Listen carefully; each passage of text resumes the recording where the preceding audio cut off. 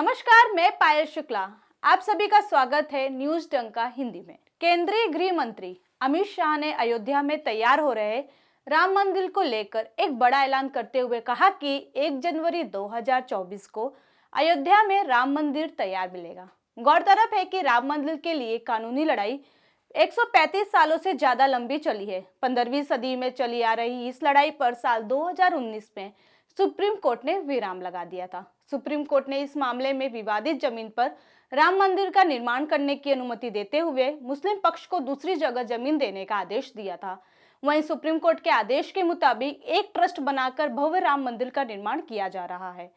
5 अगस्त 2020 को प्रधानमंत्री नरेंद्र मोदी ने राम मंदिर निर्माण के लिए भूमि पूजन किया था।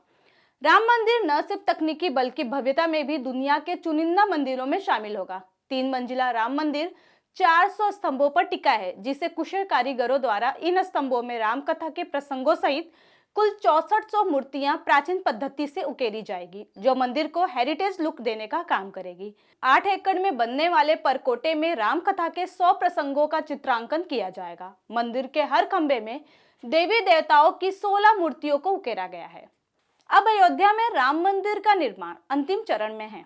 वहीं अमित शाह ने कर्नाटक और त्रिपुरा में राम मंदिर को लेकर एक बड़ा बयान दिया, जिसके बाद सियासी हलचल मची हुई है। दरअसल उन्होंने कहा कि 1 जनवरी 2024 को टिकट बुक करा ले, रामलला का भव्य मंदिर बन जाएगा। इसके बाद अब राष्ट्रवादी कांग्रेस पार्टी के अध्यक्ष शरद पवार ने रविवार को अयोध्या में राम मंदिर तैयार होने की तारीख संबंधी गृह मंत्री अमित शाह के बयान को लेकर निशाना साधा। उन्होंने दावा किया कि वास्तविक मुद्दों से ध्यान भटकाने के लिए इस तरह की बयानबाजी की जा रही है।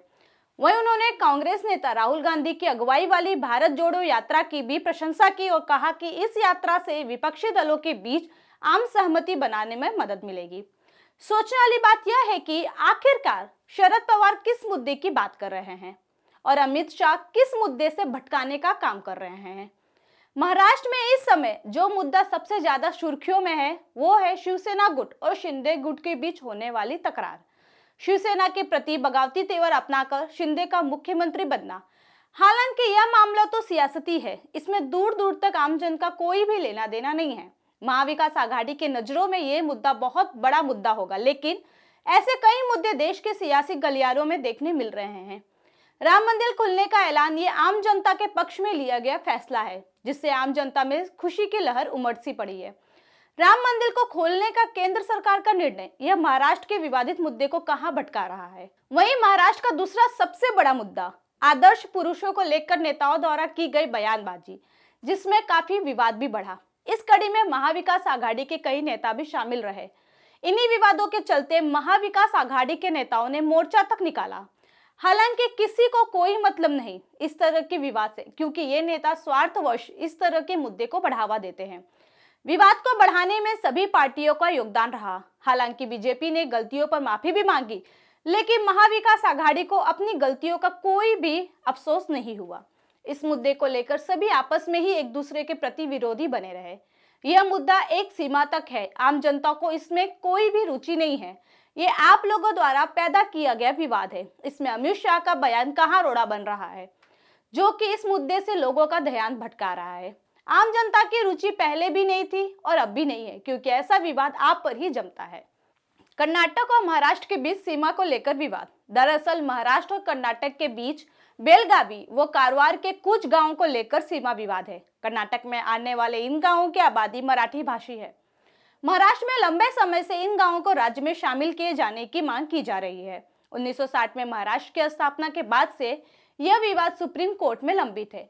यह विवाद केवल 2 राज्यों तक ही सीमित है और इसमें क्या मुद्दा है जिस पर बात नहीं की गई। एकनाथ शिंदे, देवेंद्र फडणवीस और अमित शाह, इन सभी ने इस विवाद में शामिल होकर अपने विचारों को लोगों के समक्ष साझा किया। शरद पवार को कौन समझाएगा कि राम मंदिर के निर्माण से सभी देशवासियों की भावनाएं जुड़ी हैं। क्या आपको बुरा लग रहा है मंदिर के खुलने से? ये विवाद राज्यों को लेकर बना है, तो राम मंदिर के खुलने वाले बयान से क्या ये मुद्दा खत्म हो जाएगा? क्या दोनों राज्यों के लोग अपने इस मुद्दे से भटक गए? शरद पवार का दिया गया बयान ये पूरी तरह से बेबुनियादी लगता है। अभिनेत्री उर्फी जावेद और बीजेपी लीडर चित्रा वाघ के बीच शुरू हुआ विवाद। ये विवाद 2 महिलाओं के बीच प्रारंभ हुआ, जिसमें कई लोग शामिल हुए। सुषमा अंधारे, महाराष्ट्र महिला मोर्चा आयोग की अध्यक्ष रूपाली चाकणकर, यह सभी इस विवाद में शामिल रहे। एक तरफ से राजनीति और बॉलीवुड के बीच विवाद। शरद पवार, आपसे पूछना है कि ये कौन सा बहुत महत्वपूर्ण मुद्दा है?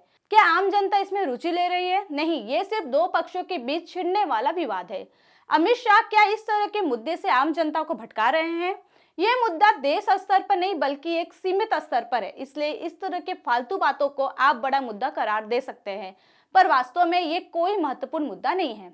एनसीपी के अध्यक्ष शरद पवार को राम मंदिर खुलने के ऐलान से मिर्ची क्यों लग रही है? राम मंदिर से हिंदुओं की सभ्यता जुड़ी हुई है, आपको क्यों इससे समस्या हो रही है? इस तरह के बयान देकर आप जनता को गुमराह नहीं बल्कि जनता को अपने विरोध में लाने का प्रयत्न कर रहे हैं। राम मंदिर से संपूर्ण देश जुड़ा हुआ है और आपको समस्या है कि राम मंदिर खोलने के निर्णय आखिरकार कैसे लिए जा रहे हैं। खुद के सियासती खेल में जनता के भावनाओं को ठेस पहुंचाने की गलती ना करें। राम मंदिर खुलने का सपना सभी ने देखा है। गौरतलब है कि लोकसभा चुनाव मई 2024 में होने वाला है। क्या शरद पवार पुनः हिंदुत्ववाद के मुद्दे को लाकर ही हिंदू वोट बैंक को अपने पक्ष में लेना चाहते हैं? तो यह उनकी गलतफहमी है। आप अपने बयान से केंद्र सरकार को टारगेट नहीं कर रहे हैं बल्कि हिंदुत्व पर निशाना साध रहे हैं। हालांकि राम मंदिर को जल्दी खोलने को लेकर अमित शाह द्वारा दिया गया बयान यह महाविकास आघाड़ी के नेताओं को नहीं पच रहा है।